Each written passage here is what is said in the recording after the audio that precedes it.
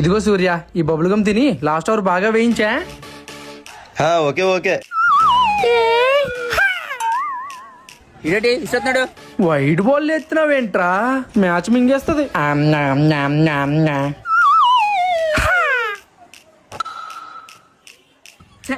అప్పుడే చెప్పాను చిన్న తొక్క మ్యాచ్ ఉన్నా బాగున్నాను.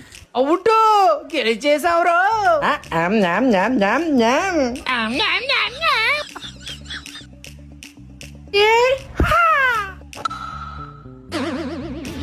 భువనేశ్వర్ కుమార్ సిక్సా? సూర్య మ్యాచ్ పోయినా పర్లేదు, బొబ్బులు గమ్లే ముఖ్యం.